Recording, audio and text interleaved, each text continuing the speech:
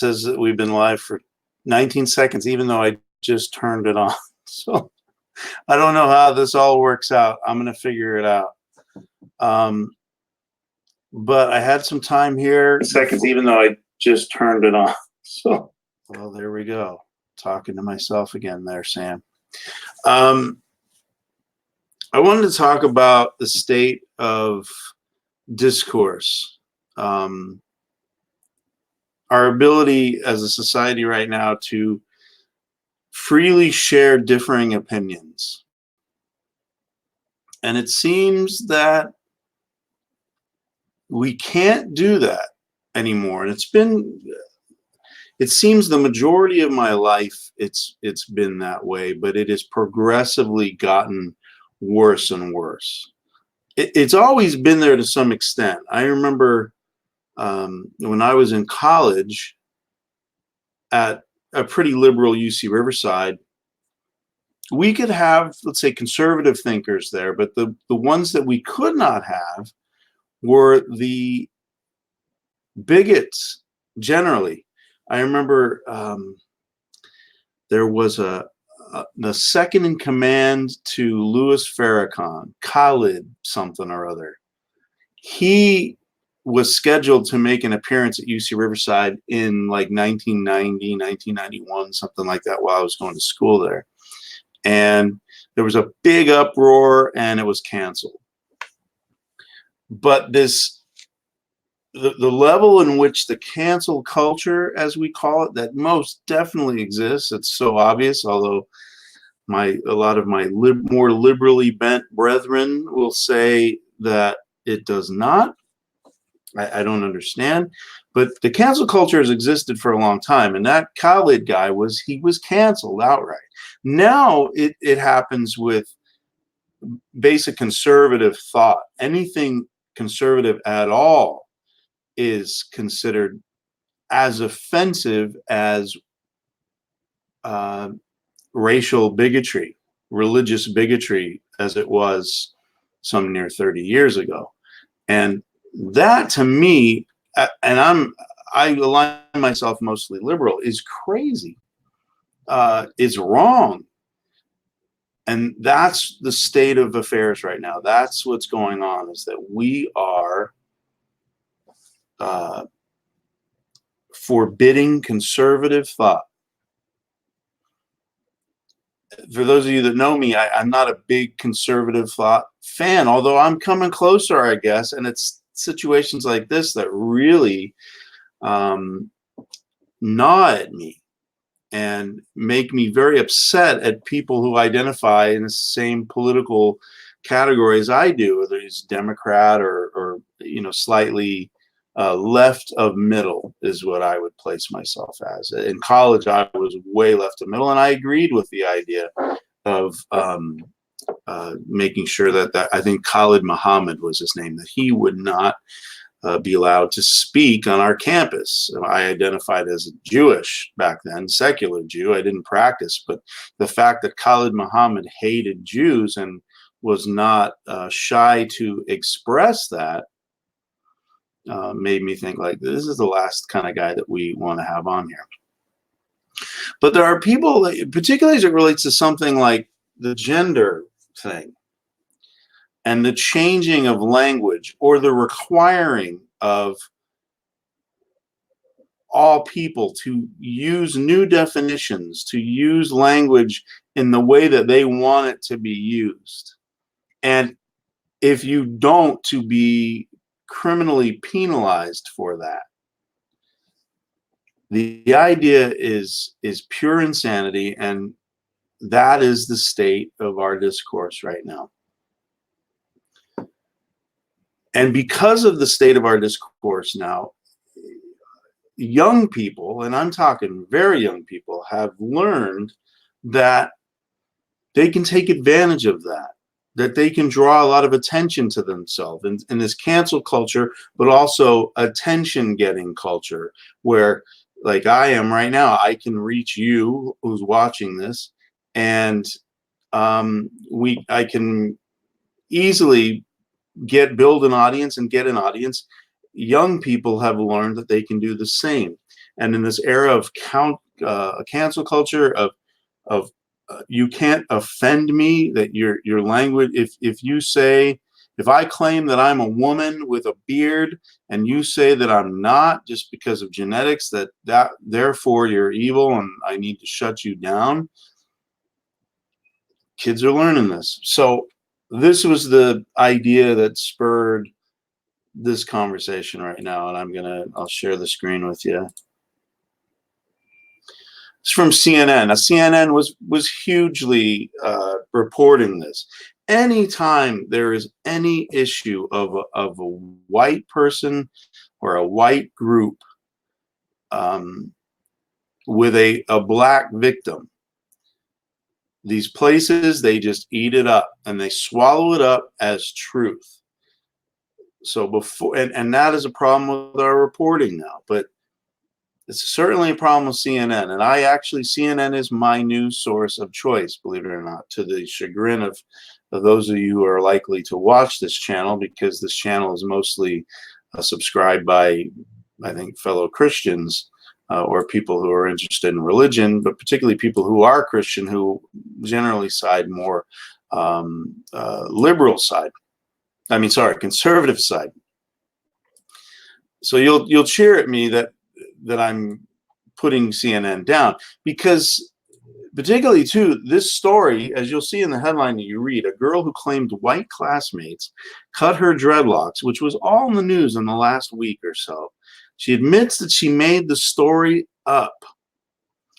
And I looked at the article briefly. I just saw this, and I couldn't find it easily on CNN. It wasn't at the top. I had to search for it, although it came up. How did I find it? I think I might have. I found it on Sister Sunshine, her Facebook profile. That's where I just saw it. That caused me to get enough. So thank you for that, Sister Sunshine. Turns out it was you. I believe it's your birthday today. Hopefully you don't care that other people know. I don't know what number that is. I'm sure it's somewhere around 24 or 25. So happy birthday to you, Sister Sunshine, if you happen to see this. But this story was just the fact that it was stated. The 12-year-old girl comes out and says, I was assaulted by a group of white classmates, and they forcibly cut my hair.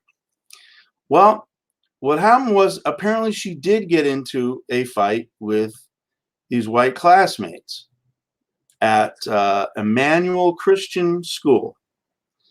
The girl, and they gave her name, told CNN that 3 white boys at the school in Springfield, Virginia, pinned her to a playground slide.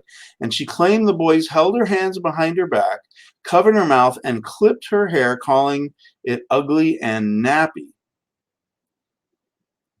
Now what's happened is the families had to come out and just say, we're so embarrassed, we're so sorry.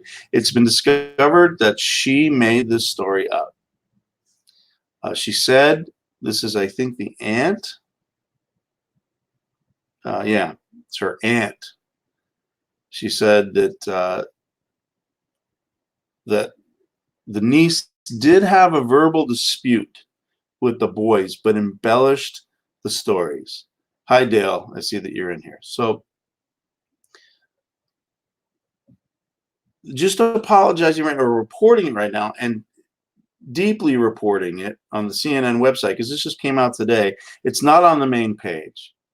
That, as far as I knew, until I saw Sister Sunshine's report here, I believe that this happened, and it was another example of this inherent racism, or this buildup of racism that has come out as liberal media is reporting because of the Trump administration. So they jump all over this kind of thing to go, look what Trump is doing. That's the implicit thing. There's no doubt. And remember, I'm a left of center guy, but it's obvious to anyone who cares to use their noggin at all to see it. And it is a horrible thing that our state of discourse is that, and that our young people now know, is that things are so divided that in the case of this young 12-year-old girl, she found a way to obliterate the reputation of these boys, and then not only the boys, but the families, solely by lying because she was angry at them. to say that they attacked her. They called her nappy and ugly because she was black, presumably. And worse, they cut her black hair. They touched her hair, which is considered offensive in the black community for sure, because a lot of people do it, which is weird. But not only that, but destroyed it, took it off. And it turns out, I guess, that she did it herself.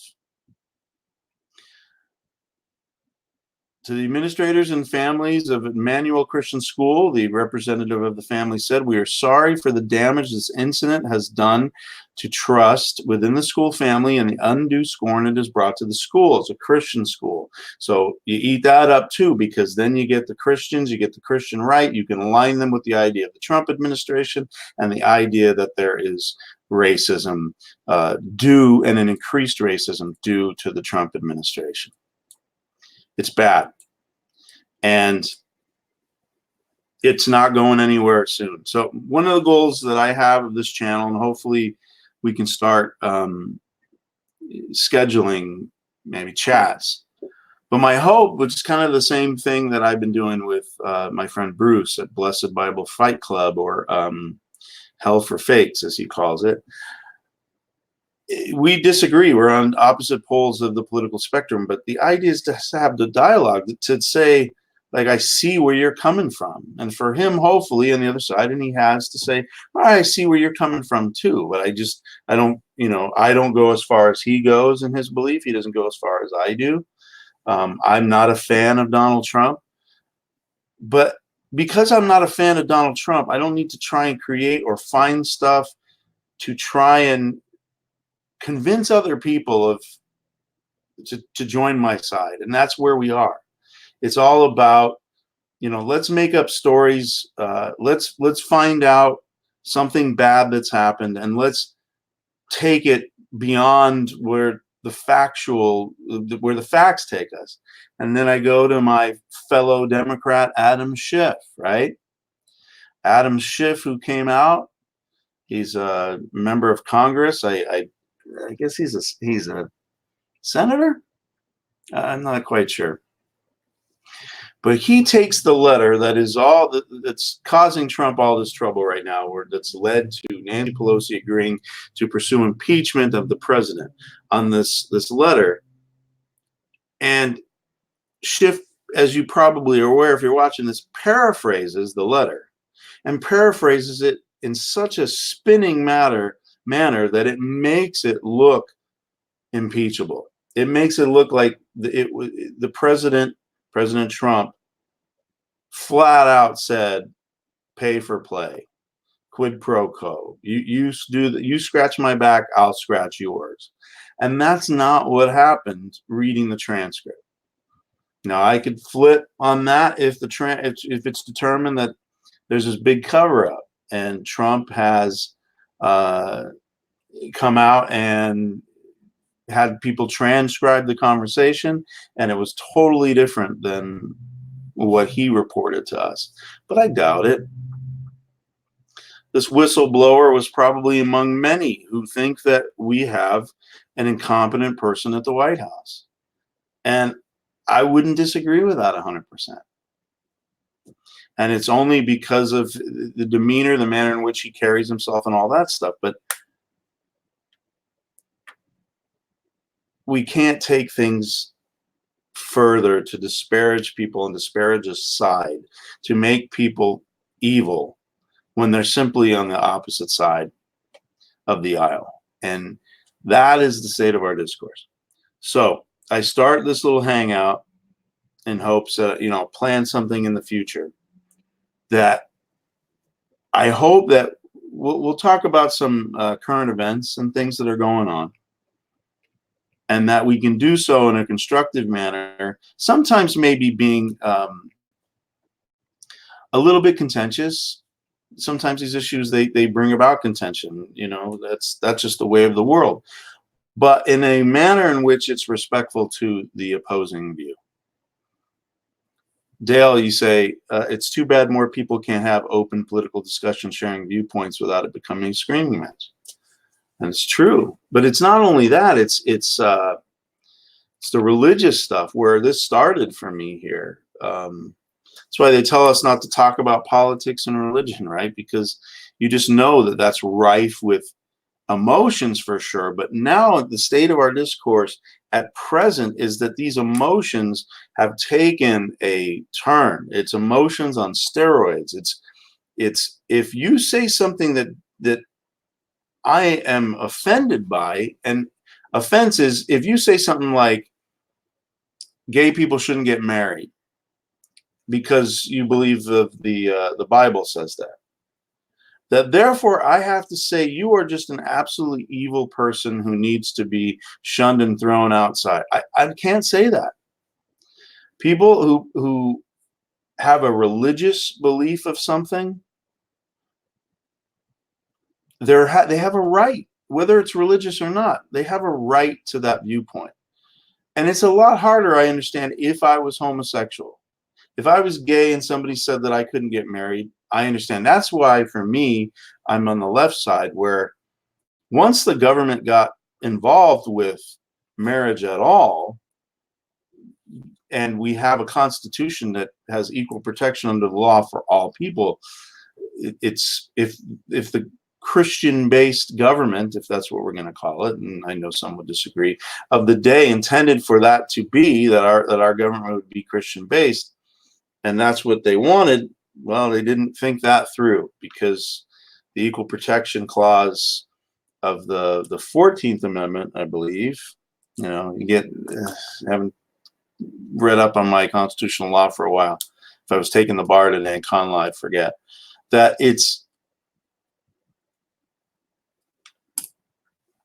it allows for gay people to do that once, and the solution to that would be for the government to be out of marriage altogether.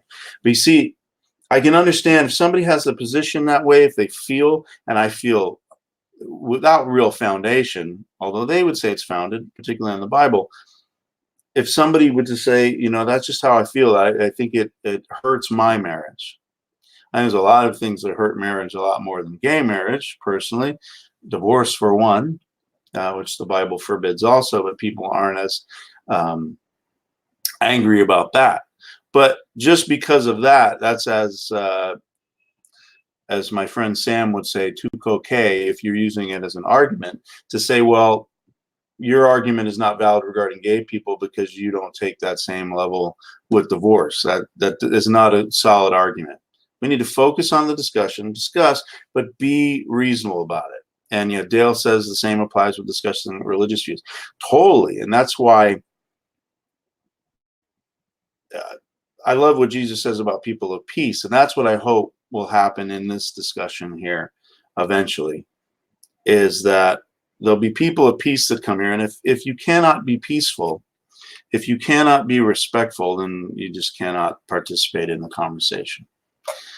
That's the way we have to go, but in hopes to be an example of two people on the extreme. That's why I like to talk to people like Bruce.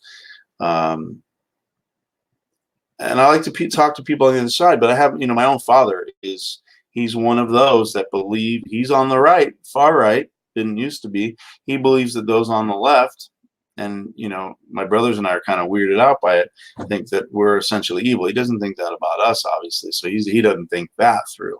But the cast of characters on the left, if you were to talk about Adam Schiff, Clinton's for sure, Obama's, you set him off. You set him off in much the same way that ultra liberals that I see, who are my friends, if you say I like Trump and I like what he's doing here, you set him off just on something like that. And when a Ben Shapiro, who I love to listen to, or a Steven Crowder now, what's happening on YouTube, is Steven Crowder, who I enjoy very much. He says that he's being discriminated against. I'm a liberal bent side, but maybe I'm a part of the YouTube sees that I'm Christian, so maybe they give me his links or something. But I get Steven. The reason I know Steven Crowder and I watch his stuff is generally it's started to appear on my feed. So I don't know if I buy what the Steven Crowders or the Ben Shapiros say about YouTube blacklisting them, which is the latest thing, but I wouldn't be surprised. it was a big wake-up call for liberal sides, myself included. How you doing, Bruce? Where we when Trump was elected, and I remember it was I'm going to put the link here. Let's see what happens. When Trump was elected, I had soccer practice that night. I was coaching a team, and with my more liberal brother, and it came on. We heard the news that Trump won. It was a shaky night for us, nonetheless, because we were thinking, like, how could that possibly be with somebody who had basically done everything that could have possibly been done to not get elected? The grab him by the pussy thing in particular, like, that really set us for a loop. But as I sit here now, and I see that Bruce is in the chat, so I'm about to bring you in because I know you'd interrupt me. But as I see it now, Trump is done. You know, our economy is doing very well. It appears that we've in particular, that's all we generally worry about, right? Is how well our economy is going, and whether people are making money. In particular, looking at the stock market, and all those things are good. All those things are very good. We have record setting. If a liberal fails to recognize that, how can you have any reasonable discourse when you just say, I can't believe anything? And that's why we end up in a system like, we're going to make stuff up sometimes, as this young lady did. Bruce, I think you're coming in late. This was the impetus for this chat, was a girl who claimed her white classmates cut her dreadlocks. I don't know if you heard that within the last week. She admits that she made the story up. Uh-oh. So I'm going to bring you into the stream. I know nothing. Yeah. No, I didn't even hear about such a thing as that. Oh yeah, no. In the last week, Sister Sunshine posted this up on her Facebook. In the last week, there was a big story that this black girl was accosted by 3 white classmates. They called her ugly, pinned her down, said her hair was nappy, and they cut her dreadlocks. And she's come out today. The family's come out and apologized to say that it was not true. CNN and all these other news outlets, there was a huge uproar, and it was, you know, that the undercurrent tone of that, of stories like this, is that Trump is responsible and his administration is responsible for the increased racism. And to some extent, I can see that in the minority white power community, if you will. Oh, They yeah. align. But it's not, and it's events like this where you have to sort of check yourself and think, like, let's slow down. We cannot believe every story that's come out just because we hate Donald Trump. I hate him. I'm kidding. But no, it is tough. I mean, I've seen that on both sides at times, you know, that kind of thing, you know, and it's, I want to say polarizing. I don't know what it is. It's destructive. Yeah. Cisco, how did that hippie get elected class president because your quarterback was a scumbag? What? He's saying that he's not, the DB Cisco is not a Hillary Clinton fan, huh? I wouldn't think. Poor Cisco, he's getting hammered lately. Oh my goodness. Why is he getting hammered? Why, who's hammering DB Cisco? Well, today he was called a Christian, and then when he said he wasn't a Christian, then the guy hammered him and said he was an atheist. And then I don't know, it was Van Halen or somebody. Oh yeah. Didn't you talk to Vaughn today? I didn't get to check that out, unfortunately. Yeah, but I don't want to take your show and mess it up. But it was interesting. You know, it was an interesting conversation. Well, this isn't taking the show. See, the idea of this is about disagreeing. This is what I hope to do here, is disagreeing and not being able to, and being able to talk about it and not vilifying Like, I hope you won't vilify me. I'm not going to vilify you if we have a differing opinion. Like, DB Cisco has a tendency to do a little vilification, I think. Yeah, but actually, it's funny though. I mean, I don't want to talk. Gosh, this is gonna sound really crazy, but I don't know if Dale's conservative or liberal. I really don't know. And with Cisco, I think I suspect he sits a little somewhere in the middle at times. Might even been Democrat. I don't know. Like, I don't really pay attention that much to that stuff unless somebody's really loud about it.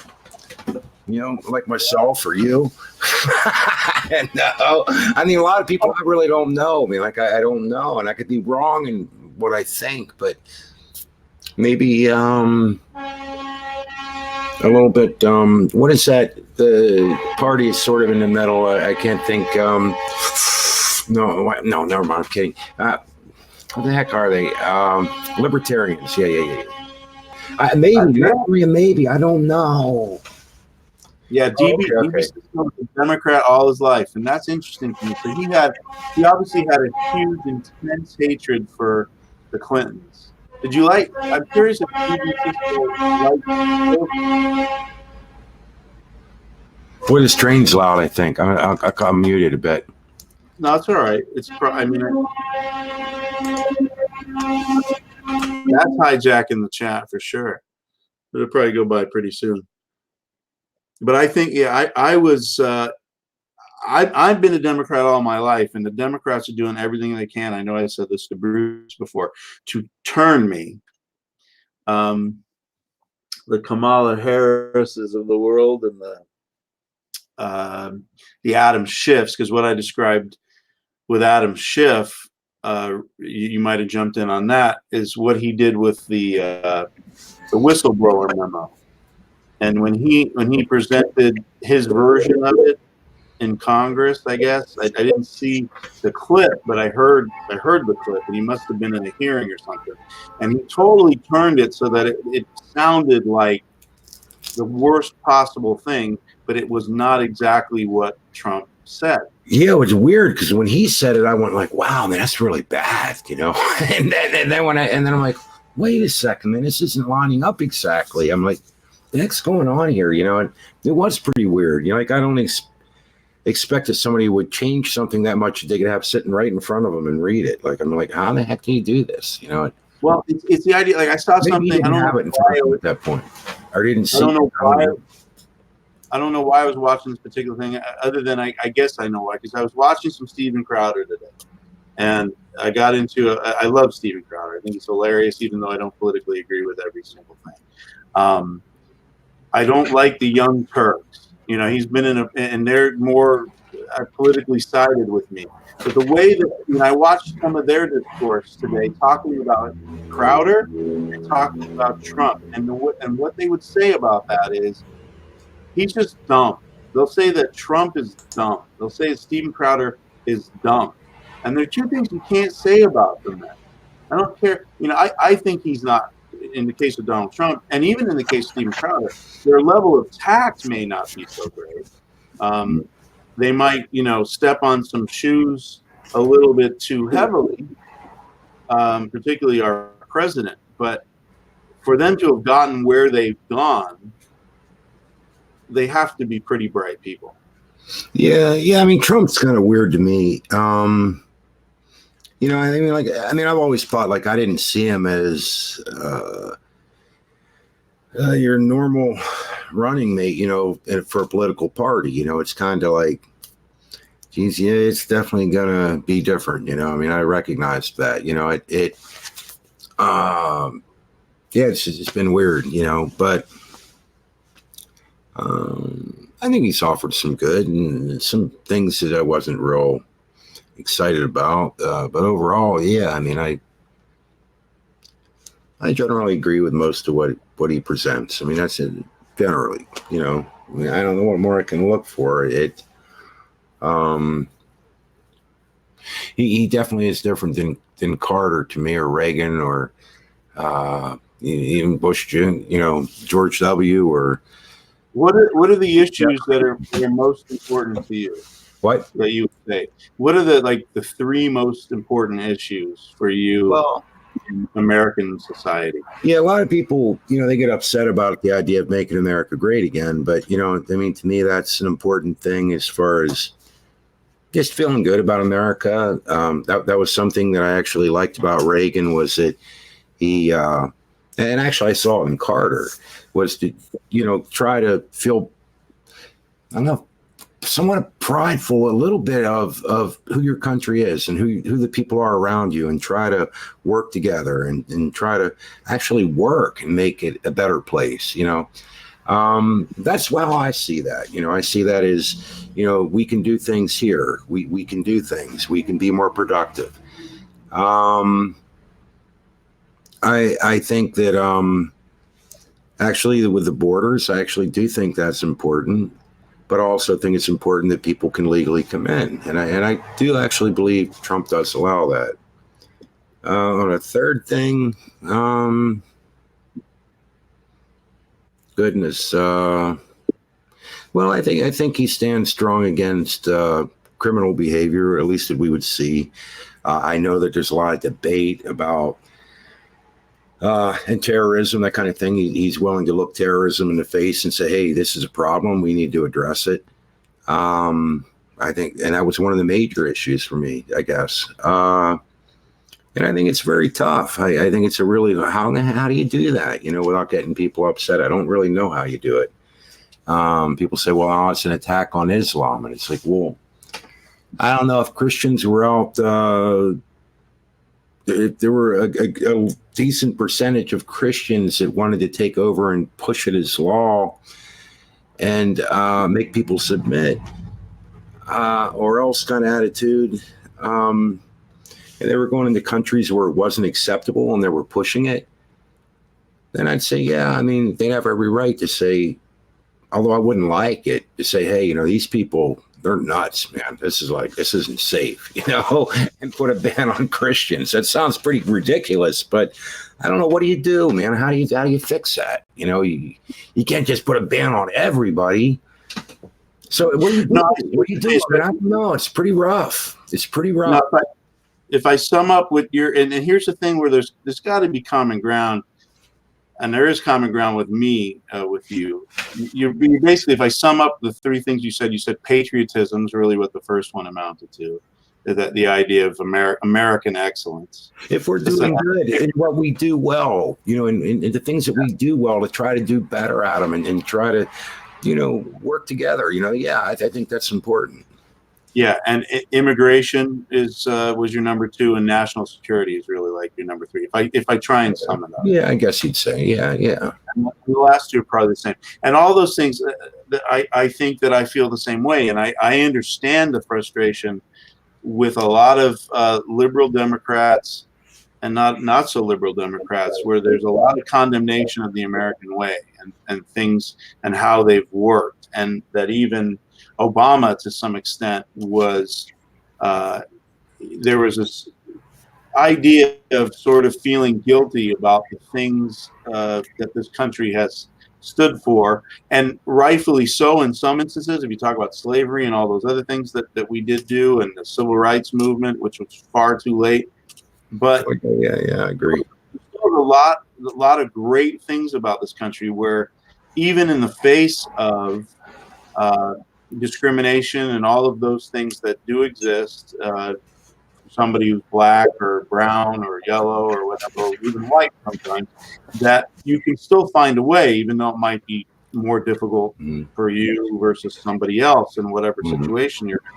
in. So there's that's one of the problems that I have with the extreme far left, is this idea of white guilt in particular. Obviously, as a white person, I don't find that comfortable at all, and particularly when it's the guilt of not my father's, but my father's father's father's father.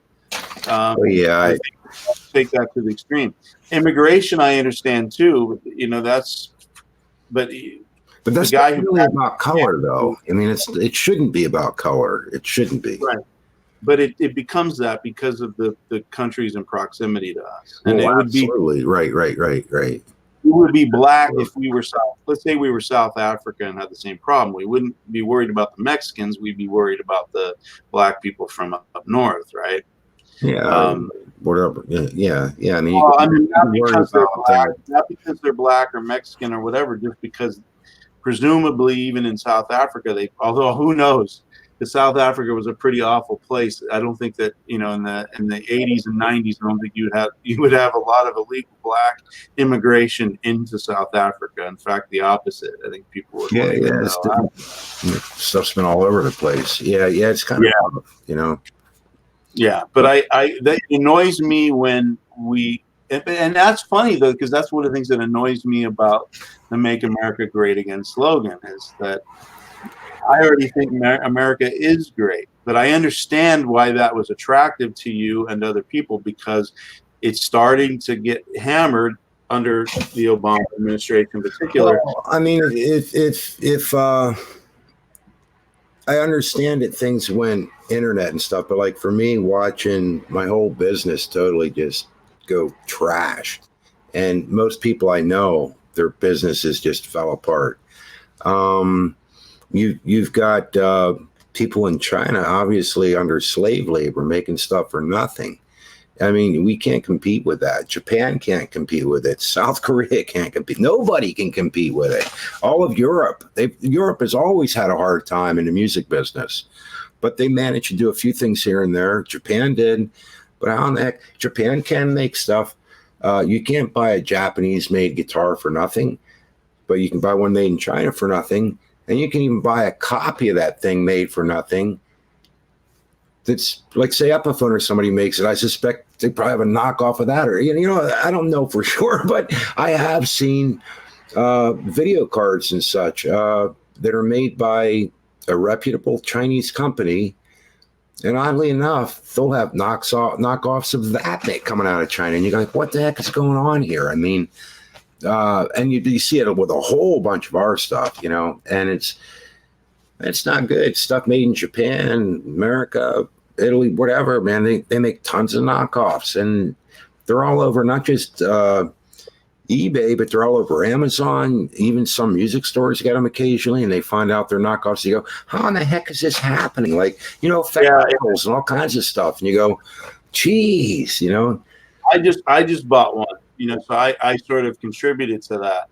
It's up above me. Let me see if I can. Yeah, you see that record thing at the top? It's actually a clock.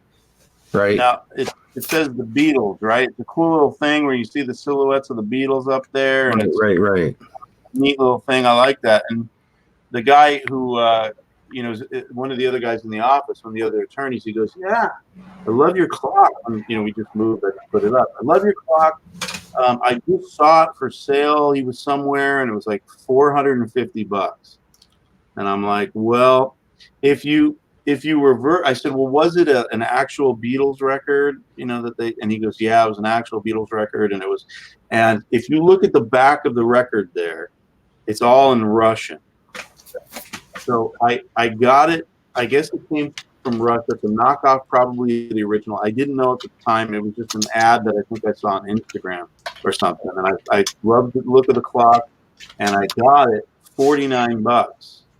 So I said, yeah. So at 10% of what it actually costs on, I guess, the regular market. And I can see what you're saying. But well, a lot of times, we don't even know this is happening. I mean, I wouldn't know unless it was something I was into, oftentimes, that there was even such a thing as a knockoff. You see it for sale somewhere and you buy it, and it might not be till later even you found out that, wow, this isn't the real deal. It's pretty weird. Yeah, so I felt a little bit bad about that, but I still love the product. So what can I do? But it's a problem. I think that my issues are probably pretty similar to yours, but the economy is big for me. And during the Obama years, things just got better for us. But I was in I'm not in the super rich, and I'm not in poor level. I'm like middle class, and with my own business, and things actually got better for us during the period that Obama was in office. And in fact, I have a unique perspective too, because I actually tried Obamacare, really kind of as like a, I mean, the reason that I did it first was because of it was cheaper. We were paying a ton of money Wow. to my wife's insurance. I had health insurance through her because that was cheaper than if I did it on my own, and it was like $700-800 a month for me at the time, just for me. And by going through Obamacare without any subsidies, because we didn't qualify, it was like $360 a month. I'm gonna cut it like in half. So we were saving more than in half. We were saving at least $6,000 a year on Obamacare. The problem with it was that the care was just nasty. It was awful, and it was hard to find. It's rough, you know, and I don't know what to think on that. I mean, I like the idea that everybody would have health care. I mean, to me, that seems like that could be a good thing. And then I just think, well, I don't know. I mean, I don't know. I mean, it's very frustrating when you have insurance, then the copay is so daggone high that you can barely afford that. To me, that's really frustrating. And it's considered good insurance. And you go, holy heck. I mean, like I needed test strips for my glucose. And I go to check it out, and it's like 30 some bucks for 50 strips. I'm like, well, that's with insurance. I'm like, I go on eBay and look around. It's like, well, heck, I can buy it without insurance, cheaper there. And it's still so many months left, you know, till it expires. It's like, well, it's getting older, not the best, but it's like frustrating though to me, you know, that kind of thing. And I called around some other pharmacies. It's like 40 some bucks, and I get it there, and I'm thinking, well, why in the heck I'm saving $10? Like, why do you even pay for insurance? You know, and has it gotten better for you since Trump, or is it the same? Well, unfortunately, or worse. I don't really want to get into too much, but because it's a liberal kind of, boy, oh boy, we can talk about it sometime. You know, right. It's as far as liberal arts aren't doing particularly well right now, it doesn't seem. And so there's a lot of cutbacks and stuff. So things are kind of tough. Everybody's skimping there. Where I think people are kind of looking for things that they can do that are industrial, I guess. You know, I mean, that's where the jobs are. I don't know. Does that make any sense? Well, so no, I'm not about business or anything. I'm talking more about the healthcare aspect, not about. Right. Well, what I mean is, oddly enough, our healthcare is affected by that. And I have to go into more detail that due to recent things on my YouTube channel, I probably don't really want to get into a whole heck of a lot, you know. I don't want you to. Yeah. So the fortunate thing for us is that when my wife did a newer job about 6 years ago, I think. No, maybe a little bit less than that, because I think I can't remember the timetable. But we have Kaiser, and Kaiser's just amazing. You know, somehow you can get in Kaiser somehow. What's it called? Kaiser. Do you have Kaiser where you are? No, he died. No, Kaiser. You don't have Kaiser Hospital. No, it does make me feel a little bad. I had a dog. My dog, that's Kaiser. Right. Sorry, I remember no, that's true. He was awesome. Yeah. No, my buddy you don't have Kaiser. He was Hospital. Cool. You don't have Kaiser Hospital, the HMOs on where you are. Not Kaiser. I'm not familiar with that. Yeah. Well, it is very weird. I mean, some places I've seen are pretty good. I know that, like for back surgery, I was checking to see if I could get back surgery if it was worthwhile. If they thought they could really fix things, that I would get some muscle back and stuff in my legs and stuff, I would do it. You know. I don't like the idea. I think, you know, there's always a risk and all that, but I would do it. But insurance, you know, that's one of them things. And so I wonder, would free insurance be any better? And I suspect probably not. So I'm not sure I'd want to see anything worse than I have now.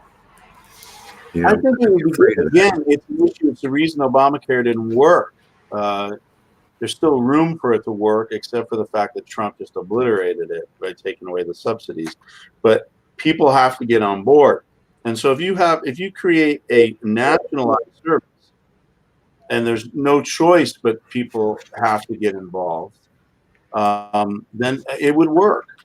I really believe that it would work. And it would also help, because the biggest problem with the healthcare in this country, the biggest problem are the costs.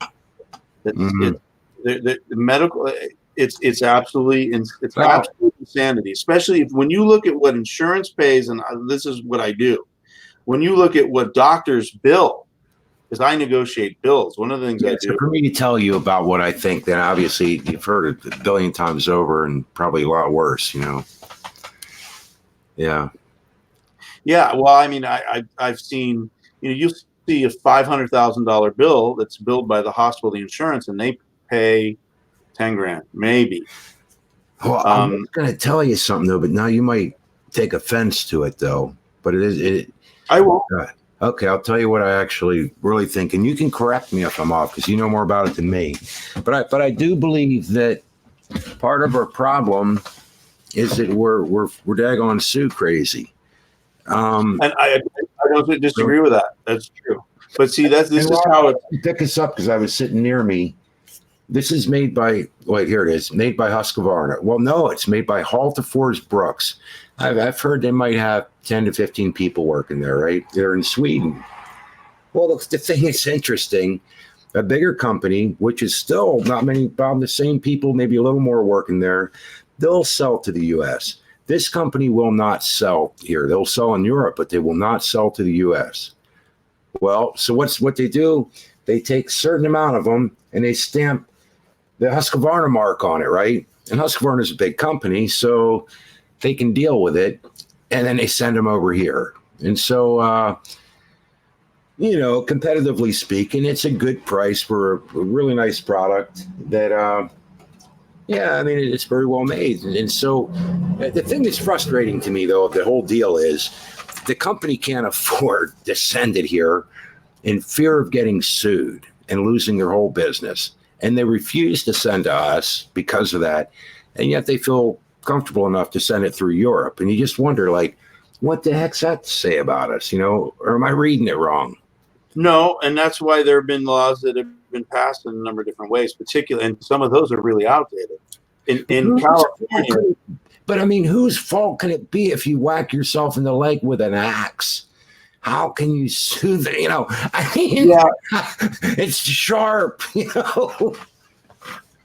Yeah, some of those cases I'll agree. Like, we go back to the McDonald's cup in the lap and stuff. That was a crazy judgment. But I'm thinking of medical malpractice. That's where we can go back to healthcare. But then I get to the thing where I think that at times, and maybe I'm way off on this too, but at times I think because people will sue the living crap out of somebody for something that the doctors are trying to save somebody's life, something goes wrong. And instead of accepting that we don't live forever, I don't like the idea either. I mean, you'd think that they should cure us and fix us. They should be just like God. Well, they're not. And I don't know. Well, however, you know where I'm coming from with this. The doctor's a God at that point. And it's like, well, you do expect them not to screw up. But on the other hand, people will sue them for everything. And then their prices are like insanely high because they also have issues. They go to college their whole life to get sued to death. I'm sorry. And you have to see the thing in California, I'm sure it's in other states too. I don't know, but I'm sure it's there. They did tort reform in the 70s with regards to medical malpractice. So let me give you a scenario. You ready? Let's say, and I won't say you because I want it to have more emotional value. So let's say it's your wife in this case. No, I'm not going to tell you to say hi to her. Okay. What I'm going to say is, I'll go get her. What I'm saying is that, and I know you'll love her as I love mine. She doesn't want to be here, but I'll break her down. Let's say she goes in to a California hospital, and she needs to have her right leg amputated. And if you don't like the wife, I'll make it somebody else, your hamster. I don't know, whatever you want. How about my concubine? Your concubine. Let's say your mistress. Your mistress. I feel a lot Pretty better. much, the mistress needs to get a right leg amputated.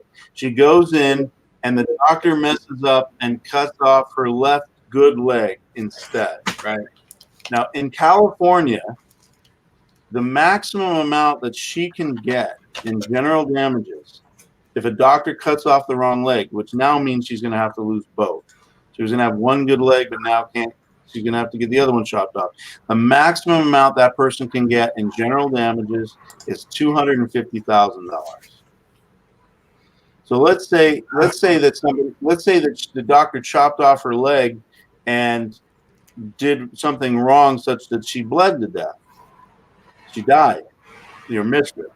The maximum that estate can get in general damages is $250,000. That's look. I guess I kind of see it this way, where things get kind of tough. They're operating on her, and something goes wrong, and she dies. That, unfortunately, I mean, that's a horrible, horrible thing, and I can kind of see where that's not enough money, and $1 million isn't enough, and 10 million isn't enough, and billions aren't enough. However, none of it's fair. Obvious. None of it's just not fair. Nothing is fair in that. Yeah, and my point is that there are no right answers. But if they screw up and chop off somebody's leg, it seems almost like an insult. You know what you're talking.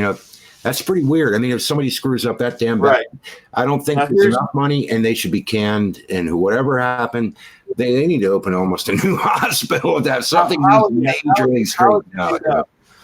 How it's made up is generally there will be, they'll talk about lost earnings or ability, and that's when you can still get those cases to millions of dollars on the base. Like, it's hard for somebody to get out in the workforce on no legs, for instance. Let's say she could have had a big leg and could have walked. So there's ways that California lawyers can get out of that, but still, that would be called like a really crazy negligence and just a total screw up, as opposed to that the doctor is still just human and they're doing the best they can. I do see a difference there. And yeah, sure. How that works its way in there, but I think it should somehow. Well, I'll tell you, I represented the most recent med mal that I had. I generally don't do med mal, but this one I took because it was it was a family. I was their family attorney. Basically, had represented this family in a number of different things, and she was the matriarch of the family. She was older. She went in for an angioplasty, and they dropped her off the gurney. And because, fortunately, she didn't have major injuries in the sense that everything was what's called soft tissue. She didn't have any fractures. She didn't get a hematoma. She didn't get a concussion. She didn't hit her head. All of that was okay. But it was a part of the discussion in our settlement negotiations where they'd be like, look, that on the scale here that 250,000 is the max, and that could be like the wrong leg cut off. So where are we in the vicinity there with a case where, the doctor's messed up. She fell off the gurney as she was being prepped for surgery, but what's that really worth in the end? And it's tough stuff. So it's used. Yeah. So what I'm saying is that there is tort reform out there. Some of it's a little bit outdated. That's from, I think that's a 40-year-old law. So that needs to be updated. But as far as like making America great again, I mean, part of it to me is too, where in general, this kind of attitude where kids go swimming, we used to have cliffs and things. I don't know if you probably had stuff like that. And, you jump off these cliffs, and a wet log could go by or something, then you dive right into a log. Never heard of that happening, but it could. People could dive out and not dive far enough and hit the rocks below and get all busted up. They could die, whatever. You could get down the creek, and I've heard rumors that you could get stuck down at the dam. Heck, I swam down in there and stuff, buddies. We all did. Nobody I knew got stuck, but apparently you can and not be able to get out. At any rate, if that happens, do you sue the people who own the property where we jumped off the cliff? But people do. You go up to the quarry, and then people say, "Oh, look, this is proof here that the Illuminati and whatever they put these fences up to build these prisons." It's like, no, that's not what happened. It's because you morons in this country, if your kids jump in there, you're going to sue the freaking quarry. You know, am I That's being absolutely right. or No, that's exactly right. And that's it, so it is lawyers that have led to a lot of imposition on our freedom. it's No not doubt that about that. lawyers are bad. It's I think lawyers are needed, but unfortunately, some people abuse the system, and everybody's guilty except for the person who hurt themselves. You know. Yep. And just The McDonald's one is the one that really disgusted me the most because there's an absolute defense. So it's not an absolute defense, but it's a good defense of when somebody's suing for negligence. One of the defenses is an assumption of the risk. So, like if I'm a 50-year-old man and I see a table saw and I go, hey, that would be real cool to try and jump my bike off it, right? I think that you have to be able to appreciate a risk. And sometimes, juries will run amok on stuff where, like in the case that you're talking about, this can be considered something like an attractive nuisance, particularly to children. If they see something and maybe a couple of other people have jumped off before, but this time they didn't jump far enough and they hit a rock, those kind of scenarios that, especially in a case where if somebody owned property and knew people were jumping off and didn't do anything to at least try and stop, there's always arguments that you can make there. But on the other hand, though, the thing that I remember was we grew up with it. We enjoyed life. We had fun. People got hurt, but we still enjoyed life, and it was a lot better than laying in bed, And we took toboggans and sleds down hills, even where the prison owned it. They didn't chase us out.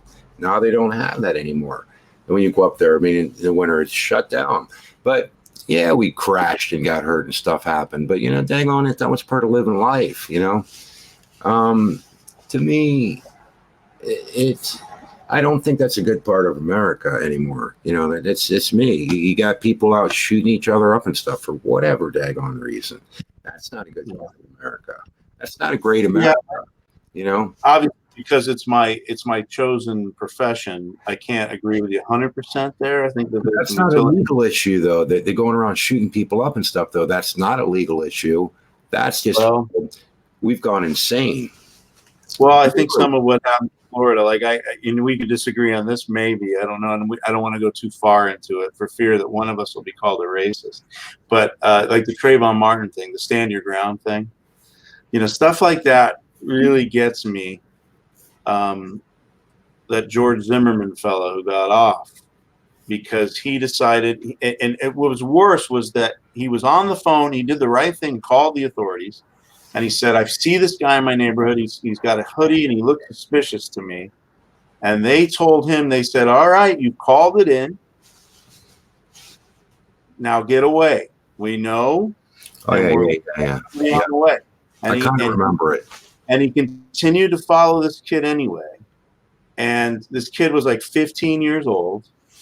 He knew someone in the neighborhood. He'd just gone to the store to buy a can of Coke or something and some Skittles. That's all he had on him. He wasn't armed. He was a black kid in a hoodie. And this kid and this guy, George Zimmerman, notwithstanding the fact that he was told to not follow the kid, he followed. And then the kid, obviously seeing some weird guy following him, he had confronted the man, and then he used this George Zimmerman got off on the stand your ground law that Florida had passed, saying that he could defend himself. And that really bothered me a lot because the justification for Zimmerman being suspicious was just simply because this kid was black in a hoodie. He didn't see any weapons. There weren't any weapons on the kid. It was really, really an ugly. Yeah, there's some. Yeah, I'd have to go back and look at the thing more, more closely and really spend time on it myself, but I have seen where it's tough stuff. I mean, it's where it's really tough if somebody's given a description. I don't care if they're white or this, that, whatever color, that's just who they are. One way to see what they look like, something about them.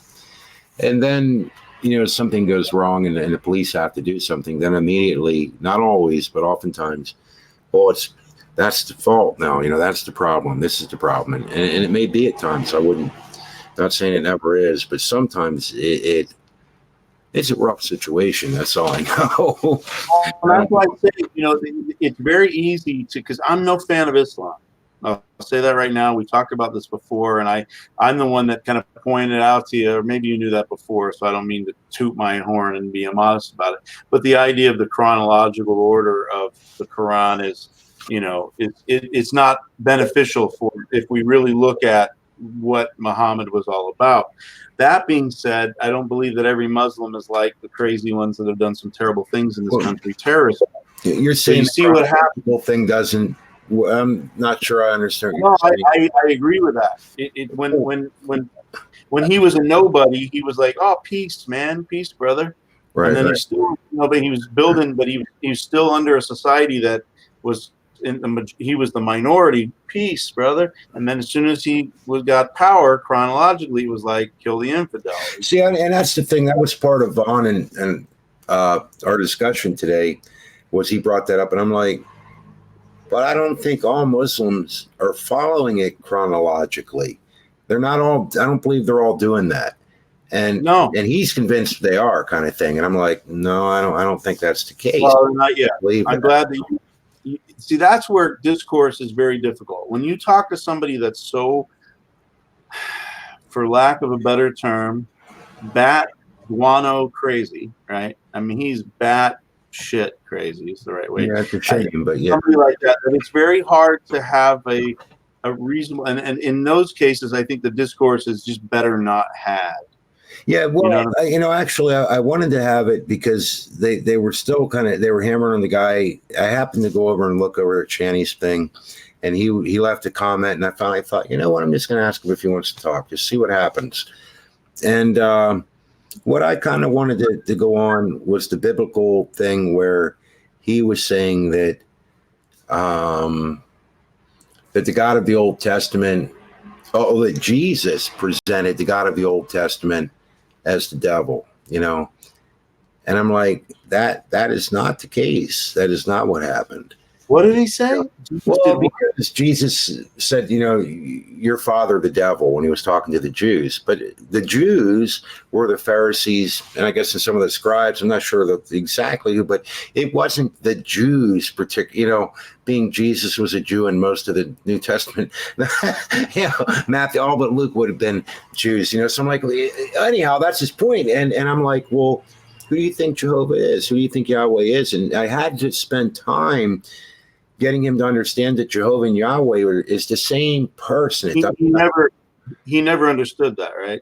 Well, eventually he seemed to get it, but that part, but then when I went into the other part of explaining that Jesus actually claimed to be in Exodus, like he was in a part of Exodus where he was brought up. Then I brought up another part of Exodus about burning witches. And I'm like, okay, well then let's go over here in Exodus. And here we can see the I am that I am in chapter 3. And then I explained what Jesus, who he claimed to be. And so that would be like Jesus saying that he himself was the devil. I'm like, this is crazy. This is not. And I understand where he's getting his ideas. I've seen it before. But I'm like, but that's not. It's grasping it too much. I mean, I kind of get it, but no, that's not. For instance, if you're going to use Jesus said this, well, then now you're looking at what's written in the Bible, what Jesus said.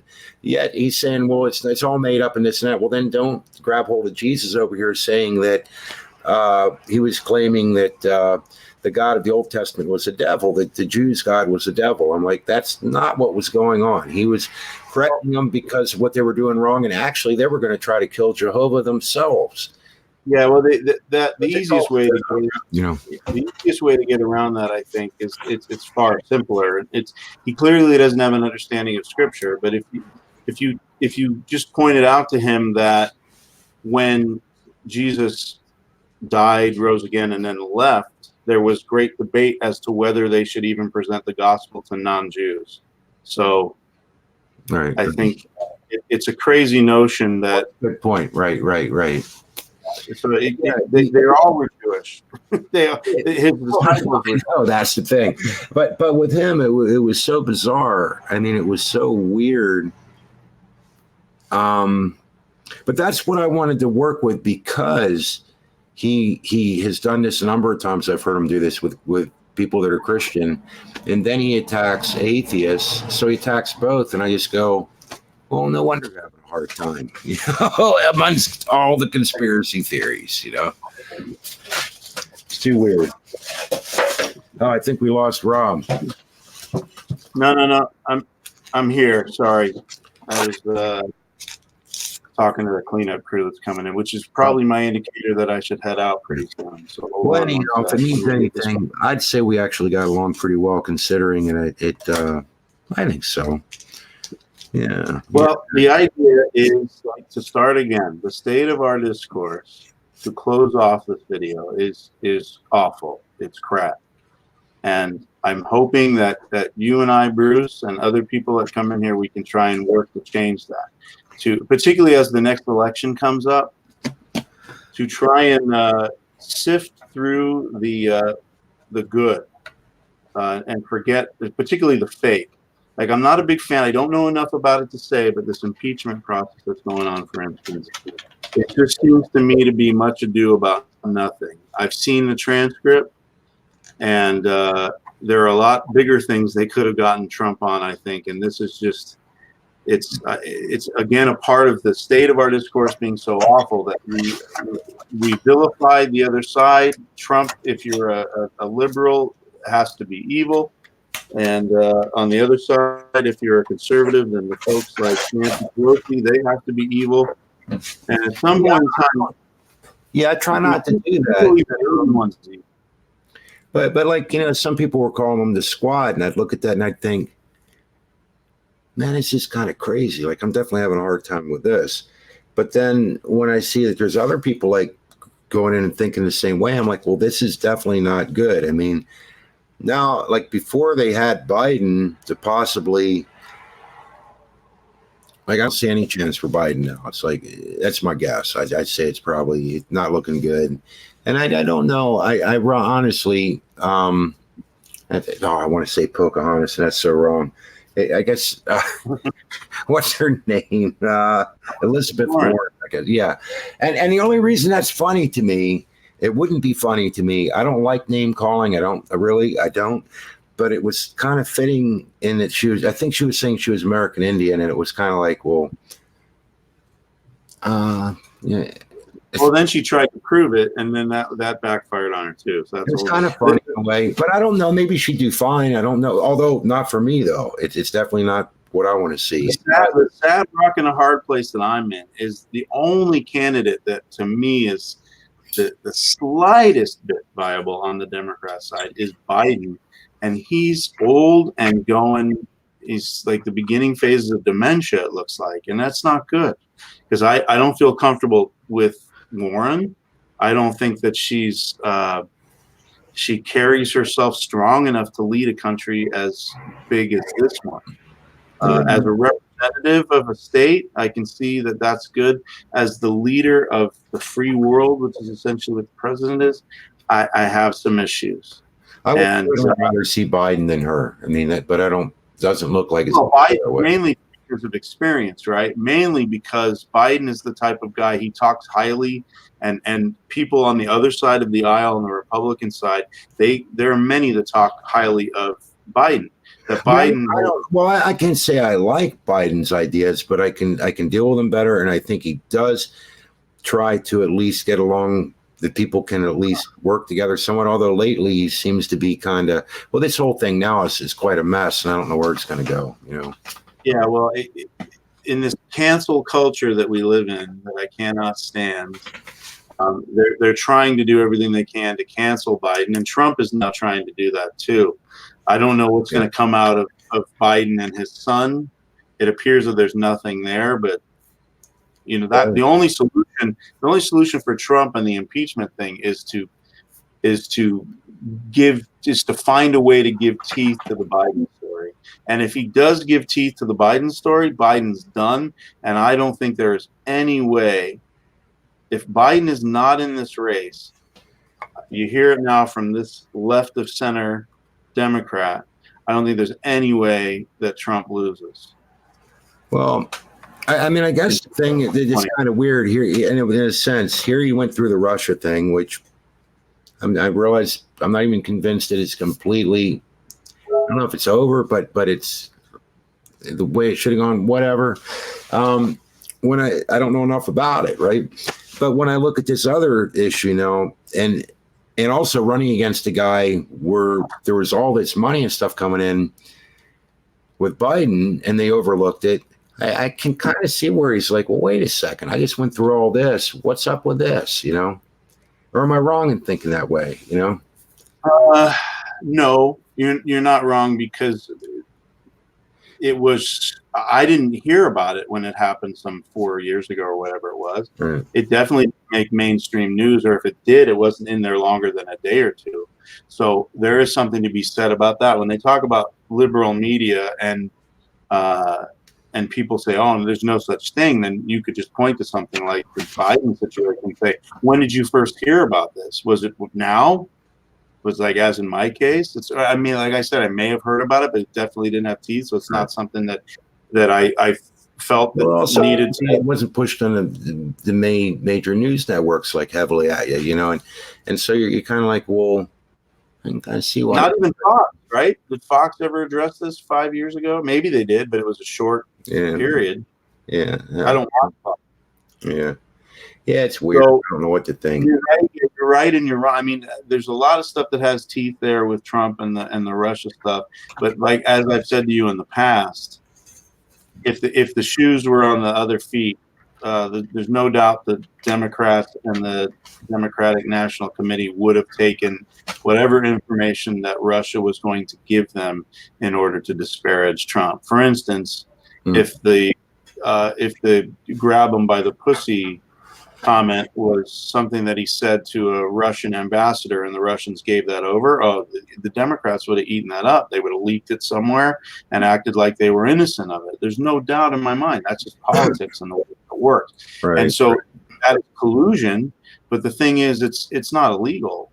It's not illegal for someone to get information from somewhere else that happens to the argument maybe it's a little bit unethical, but if it was big enough, they'd be seeking to impeach Trump. And the reason that they're not trying to impeach Trump on that stuff is because many of them are guilty of the same thing. You can bet. But why are they pushing what's happening with the impeachment thing? You think at this point, what do you think they're going to do with it? Oh, it's going to happen. But it'll be just like it's really for trivia. It's so that they can, well, for one, as he gets reelected, they can say that they impeached him. I don't think it's going to affect anything. They want to do that, but it's got to hurt him in the long. I think it's going to hurt him in the long. You would think so, but I don't think so. I mean, it'll be interesting to see. But I think it's going to hurt the Democrats by pushing the impeachment.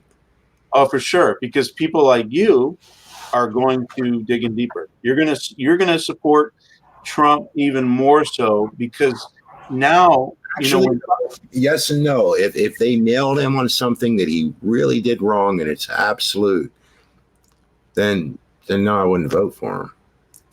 If they really nailed him, man, if they really nailed him on something, I don't think I'd vote for him. They're nailing him on something that to me is small potatoes, at least as far as I can see it. And he was smart enough to use proper language, knowing that he was going to be overheard, to say things.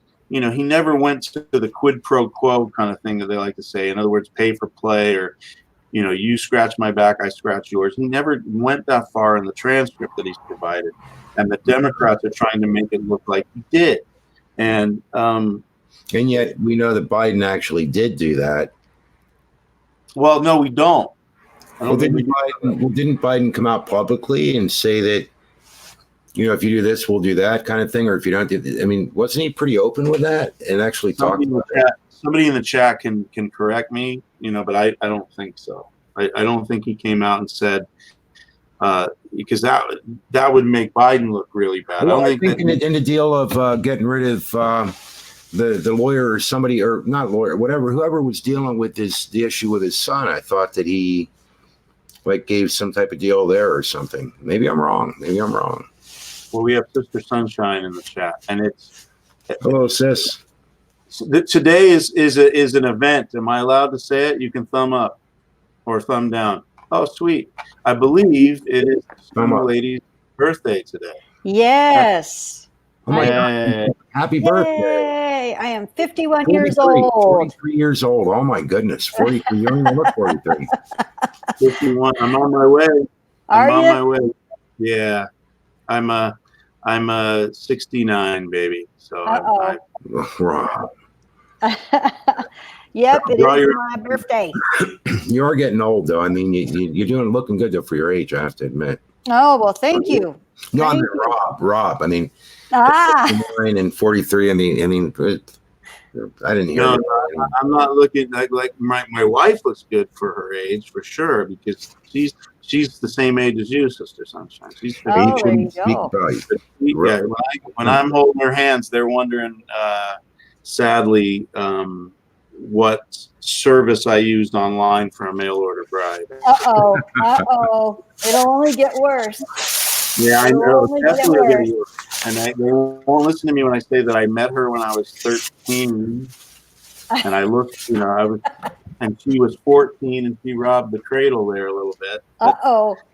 I look easily 10 years older than her, probably more than that. Yeah. Particularly when I wear this and I have the gray on. I've noticed I've aged a lot quicker just in the past couple of years. That's I don't know. It was like I was holding steady for a while, and then all of a sudden in the last couple of years, damn. I would just say maybe with your health, it's been reminding you, but I think you, in fact, if anything, you look younger than you did 10 years ago. Pretty close to me. Yeah. I don't know. I don't know. I'll take that compliment though. Well, you were in the apostolic, don't wear makeup and look like a Puritan Amish woman for a while. that made you look older. I think that group will agree. I think I still look the same. I mean, Yes. Well, you put more gray in my hair now for sure. Yeah, YouTube quick. Yeah, I'm definitely getting gray. But you know what's bad is my son is 20. Well, one of my sons, he's 28, and he's got gray hairs in his beard already. And I'm like, how is it possible that I have a kid that's old enough to be going gray? How is this even humanly possible? Because when I think of my kids, they're still youngsters, and my daughter's 30. So, Wow. Yeah, I know what you mean. Oh my gosh. I know it's like crazy to think of this kind of stuff. But Rob, did you see the comment that Cisco left? No. See what you think. I mean, that's what I remember. Oh, he said that he admitted it on video. Yeah, I told him. GY6 said it too. Yeah. Oh, okay, yeah. Did you see that, Sister Sunshine, where Biden admitted to what was it that he admitted to, that he helped his son not get prosecuted?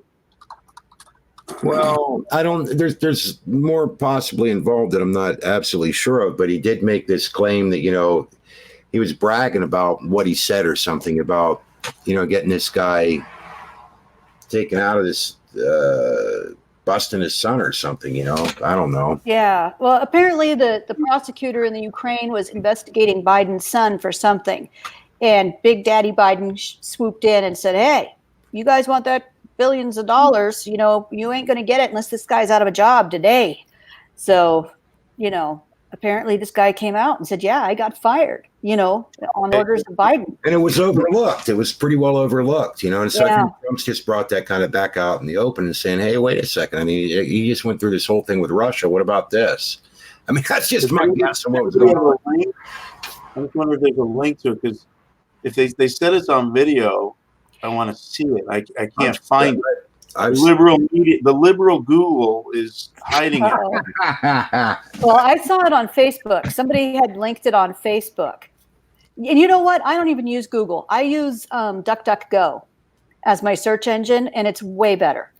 Do you know that duck is a Chinese delicacy, though? Oh my.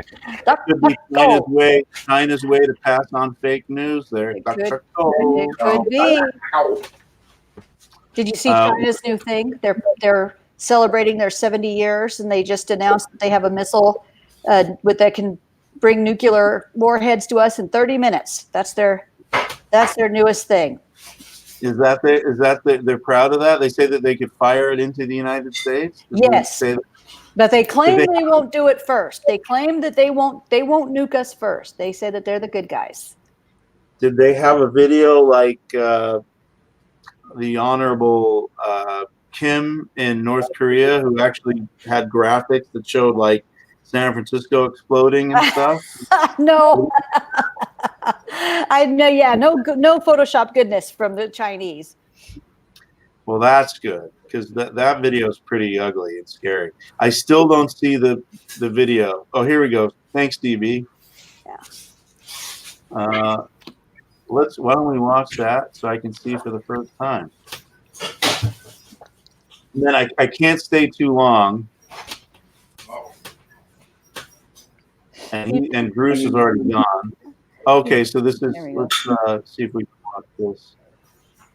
You'd think all these politicians would stop exposing each other, because it's like the more you thrash around, the more you dig up on yourself at the same time.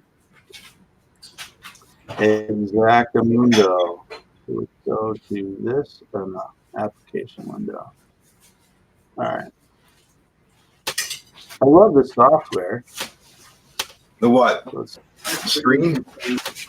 Hold on. On the part of Kiev in terms of corruption. They made, I'll give you one concrete example. I was, not I, but it just happened to be, that was the assignment I got. I got all the good ones. So I got Ukraine. And I remember going over convincing our team, or others, to convincing that we should be providing for loan guarantees. And I went over, I guess, the 12th, 13th time to Kiev, and I was supposed to announce that there was another $1 billion loan guarantee. And I had gotten a commitment from Poroshenko and from Yatsenyuk that they would take action against the state prosecutor, and they didn't. So they said they were walking out the press conference. I said, no, I said, I'm not going to, or we're not going to give you the $1 billion. They said, you have no authority. You're not the president. The president said. I said, call him. I said, I'm calling. You're not getting $1 billion. I said, you're not getting $1 billion. I'm going to be leaving here. I think it was about 6 hours. I said, leaving in 6 hours. If the prosecutor's not fired, you're not getting the money. Hold on a sec, because he's not talking about his son here at all. I'm desperately concerned about the backsliding on the part of Kiev in terms of corruption. They made, I'll give you one concrete example. I was, not I, but it just happened to be, that was the assignment I got. I got all the good ones. So I got Ukraine. And I remember going over convincing our team, or others, to convincing that we should be providing for loan guarantees. I went over 12. All right, so he's talking about how he was assigned to handle Ukraine, I guess, by Obama and the administration, and he had to deal with issues on loan guarantees. So the claim is that the loan guarantees have something to do with his son? That's what they're claiming, is because I guess the attorney was investigating his son at the time. But he didn't say that. He didn't have to if that's what was going on, though, did he? Well, I'm curious. Let me listen again.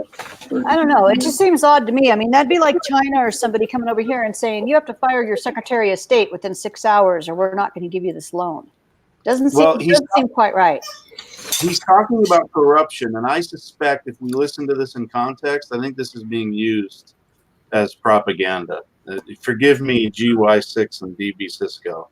I think this was a conference where they're discussing something, I'm presuming, on governmental corruption, and there's something that this prosecutor did that had nothing to do with Biden's son that was corruption. And I sort of remember hearing about this, and they were talking about something related to civil rights, I think. It had nothing to do with the son. It had to do with the prosecutor. I don't know. We'll have to, something the prosecutor was charging somebody for, and I think it was civil rights related. So, if it was a son's civil rights that were being violated, then I agree. You say that he's talking about the prosecutor. Let me put that on here. Investigating his son. I don't know what proof there is. I'd like to see this video rather than a minute 24 of it where he's talking about getting a Ukrainian prosecutor fired. I'd like to find out what the context is of it first. So I'll look at that. But I'm pretty sure I've seen this already. I kind of remember seeing it, and it was in the context of something that the prosecutor was doing as a violation of someone else's civil rights and not his son. But we can look into that later. I'm going to go off cam. I'm still here, but I'm going to spare you guys watching me eat my birthday pizza. No, that's that sounds good. I have to go home anyway, so I hate to stop the party. But what I hope to do on this channel, Sister Sunshine, to let you know, since you probably came in late, was about the state of our discourse, and it isn't good. And I like that you're in here and we can talk too, but I feel outnumbered a little bit because I think I'm the only the left side of the aisle person. It's like if this was Congress, I would be the only one on the left, and you guys would all be on the right. So I'm a little bit out. Get the torches and pitchforks ready. Well, let me say, give you some more room. This might be an example of Islam, though. So I'm talking peace now while I'm the minority. We'll see how it goes once I'm in the majority. Things will get ugly then. Oh, before you go, though, did you see that the red lady from AMW put up a video? I've been waiting because I thought, what happened to her? You know, did she just go away in defeat after the whole Ezra, whatever his name is? And this one, it's what's his face? The one that Sylvester, and they go through this long explanation about why they're going to still use his picture on some of her prophecies, because otherwise they're touching the anointing of the Holy Spirit, right? Touch not mine anointed that he had. He's got a new deadline to come back, but now she's asking for tons of prayer to, I guess, bring another Hebrew. She needs a guy that speaks Hebrew, and supposedly they've got a bunch of prophecies ready to drop. So you may want to check that channel because things are heating up again after a lull. They started to go through that though in the videos. Once you come home, Caleb, it was the idea that he had the Caleb spirit, that his real identity, his godly identity is there, but Satan has taken it over. And he's not Caleb, he's the original Ezra. Oh, and there's a wonderful graphic of all of the people that defected to the Torah keeper side as reptilians. So I thought you'd get a real kick out of that. Hey, I did see a video. Did you see the video that was made about that? Which one? But where they were, and maybe that's what you saw. It wasn't graphics. It was actually video of Ezra being attacked by them. They were floating and stuff, and he was throwing stuff out. I didn't see that one. All right, before I go, I'm gonna have to find that. No, I got to turn on my picture. What else about give her a party pizza because this is worth everyone's while. I'll turn. Okay. They changed the website a little bit. This is the first time I've been on it. So, they made it look. They changed it. Right. What? Wait, what are you eating, like Mr. Sunshine? Huh? What are you eating? Birthday wow. pizza. I need to share this. Everything looks good. I'm hungry. I'm always hungry. Roro. This is fancy. So much is going on here. All right. I don't know if I'll be able to find it here, though. That's the bad part. There's a great video. You had to have seen it. Maybe you don't remember. Hello. welcome to Almighty Wind Last Chance Ministry. Wow. This ministry is an international apostolic and prophetic messianic Hebrew ministry. How do We I are shut it reaching up? out to both Jews and Gentiles. I don't know how to We shut it believe we up. show our love for Yahushua by obeying Yahweh, Yahushua, and Yah, and we put them first in our lives in love. Hmm. We believe Yahushua took our place as a sin sacrifice, and he is the only holy, Oh, boy. sinless human sacrifice that could do this. And We also, encourage notice the how her Hebrew little in her hand there. translation of the There's that Bible. necklace. Also, the According to so-called lost Sylvester, that has some serious meaning behind it. Almighty Wind speaks to the world in over 50 They're languages. not giving me an My opportunity to. name is Apostle Prophet Elishever Eliyahu, Oh, who that's was not even chosen her. by Yahweh to be his prophet and ring maiden.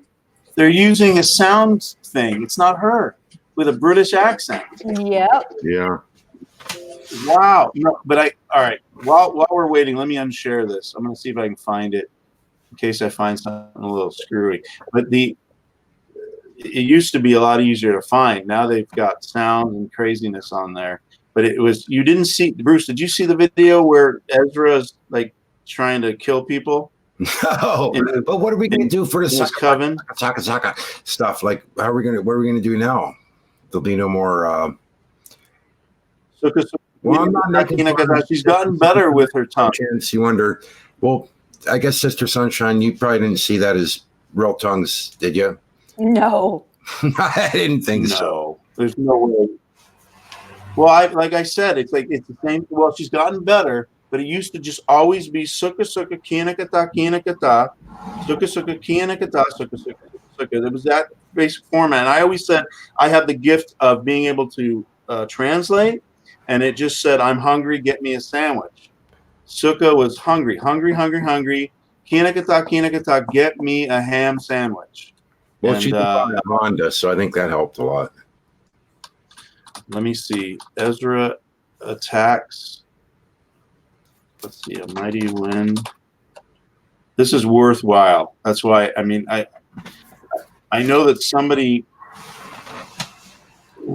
I may have to save it. I'm going to try and find it because I don't want to bore people, and I do have to get home. I want to see if there's any graphic that comes close.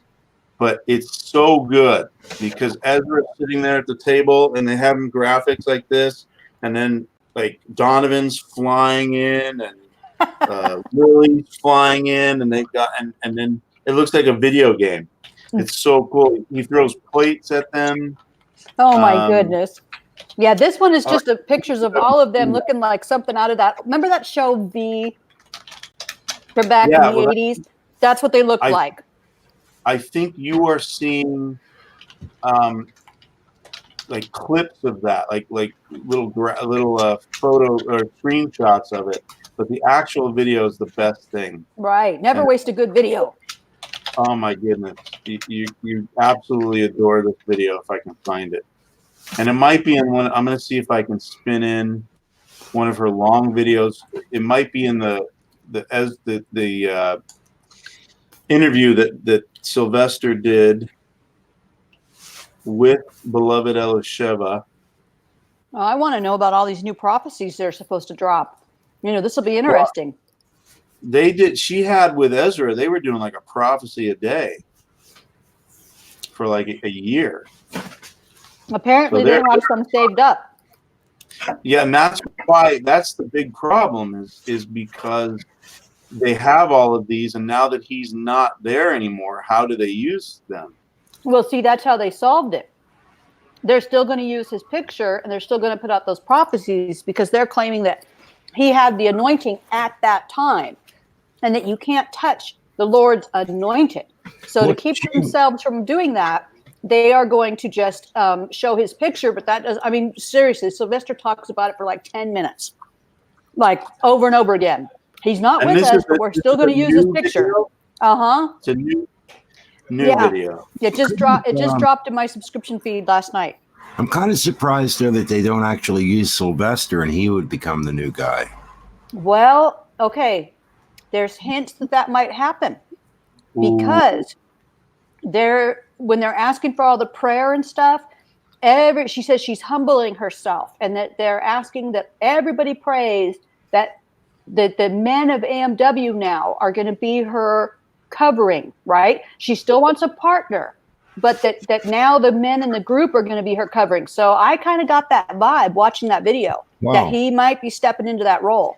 I wonder if I have a shot at it. I'd like to try. You don't speak Hebrew, do you? No, but I could learn. I should buy that.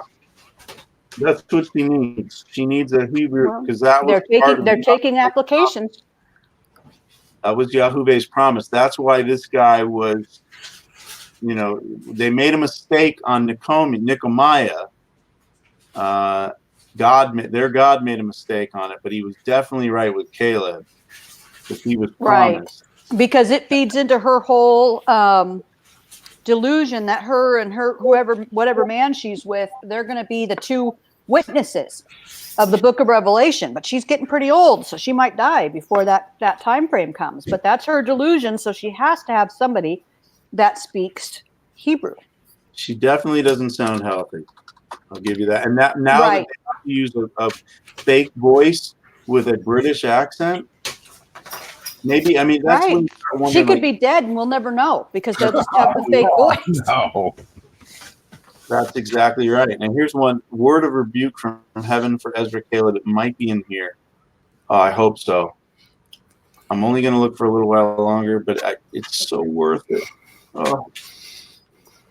Yeah, we've might be on the Death Watch 2019. Might have to add her to the bucket list. No, I'm not going to do that.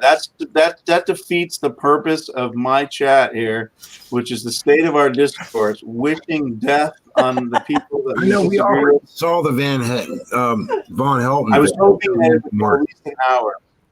Well, see, I don't think she's dead. I don't think she's dead yet, but I think they're setting it up to where once she goes, the cult can still sustain itself.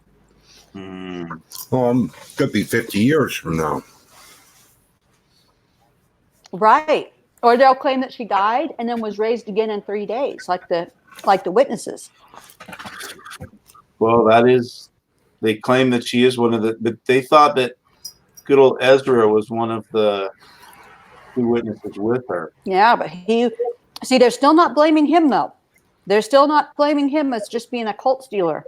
They're saying that these reptilian people or whatever, they've seduced him. Man. She had it on her front page. That's why I went with all that crazy stuff. Oh, could be repent, wicked Ezra. You're a toe away from hell. A toe away. Who the heck was that? That reminds me of Makimu. What did she call somebody, a toenail, or I forget what she called somebody once. Makimu, the good old days. Yeah. Oh man, do you remember her screaming video? Yes. That was amazing. I wish I had a copy of that. She had a great voice, though. She was a good singer too. At the end, I liked her. It was like I felt bad for her at the end. Yeah, she did really well. She was a little sweeter, and I was praying for her, and I let her know, and she she didn't refuse me that time. I think I told you the story where she sang like His Eye on the Sparrow. I love that hymn, right? Yeah. And it was gorgeous. And I said something on her video. I said, "This is great. This is a blessing to me." She deleted the comment. Oh, geez. Yeah. But at the end, she was nice. We were nice to each other, and she was suffering from a lot of tragedy, and then when she split up with her husband, right? Her daughter passed away. Yeah, all like the same time. Oh wow, yeah, you're right about that. I wonder where Mark is. He seemed to mellow out too. I thought, he's around. I bet he's still watching. He's probably one of the sock accounts. I don't know. Yeah, I don't know. Last few times I did have some discussions with him, though. He did a few little things here and there. He seemed more laid back, I thought. Oh, for sure. But he's still, still, serious about his beliefs and all that, but not so everybody's evil kind of thing, When's the last time? I mean, I can't remember the last time I talked to him. It was so long. Years ago, years and years. Number of years, yeah, I think. I'm close. I'm going to give it one last college try. It's like the hard part about scrolling through, basically, their videos are like 3 hours long. Oh, I know. And I bet that I'm going over some. Well, I feel bad. My videos have been going way too long lately. Hangouts, whatever. Well, it's not like I can't watch any of Shani's stuff. And all she does is, I guess, show other people's videos. I told you. It's like lately they've been real obsessed with Von Helton. That's like the newest obsession. Hours talking about Von Helton. I wonder why I didn't like even Bruce talked to him today, I guess. I don't know why he got so popular all of a sudden. Well, they went from Von Helton to... Because it gets views. Yeah, they went from, well, yeah, but I kind of wanted to just see what it was like to actually talk with him, you know, and without all this yelling and everything, you know, and but they did go from Von Helton to Brett Keane, though, recently. Oh, boy. But that's going to be interesting. Well, he did come in and say he was going to start flagging him this and that, and so they just went ahead and went. Yeah, she should start kissing her channel goodbye because he'll make it go away. Yeah, what the heck? I don't understand. I don't know, man. Yeah, I don't know. That's what he's known for, though. Is what his sorcery? Well, you know, yeah, just flagging people down and stuff, you know, and well, he always gives them a chance, though. You know what I mean? But if they start using his stuff or start, you know, doing certain things, violating the terms of service, he's not going to play with it. Yeah, I'd have to look and see what that was about. I don't know. Yeah, everybody has a different point of view on it, I guess. Oh, I'm so close. I have something called the 2019 Prophecy Countdown. Parody of my parody animations. Here's one picture you probably were talking about. Let me see if it'll play. The internet here is pretty bad. Hopefully I'm not lagging. Nope, no lag tonight. Good. This video is lagging though. It's a nearly 3-hour video, and it won't go to where I'm scrolling right now. But it's got a picture of them all looking like zombies, but it's not the great animation that is so worth our time. You know, it's kind of like I'm talking about Gosford Park or something. I saw many people that thought that was a great film, and then I watched it. It was talked up, and it was nominated for an Academy Award, and it was like I hated it. I fell asleep. So now I've talked about this video. I've talked it up, and everyone's going to be like, "This was so stupid, Rob. Why are you talking this up?" I'm going to find it, and I'm going to talk about it the next time. There you go. Dale Palmer says, I dare you to pay her a compliment. I wonder if he's talking about Elizabeth Elijah there. If I could pay her a compliment, she has I mean, not to me, but her ability, her charisma, her ability to get hundreds of followers is to be admired. I mean, isn't it crazy? Yeah. How many people follow her? Well, they were saying something. They translate her videos into like 70 languages or something. That's why she has to have that many followers who know how to do that. And she does. She's got Dutch. She's got Chinese and Mongol. All different. I wonder how many followers there actually are at this point. She has hundreds. They get a lot of views on their videos. Wow. I think they pay for views. Oh boy. I get the impression of that. But there's always new people making videos. Like there's always like it's like one a month or something that will pop up. Right. And you go, wow, I've seen that one. Oh boy. Oh. Uh-oh. Something's going on. All right, well, I'm going to head out. I'll play that video sometime soon. But again, happy birthday, Sister Sunshine. Thank you.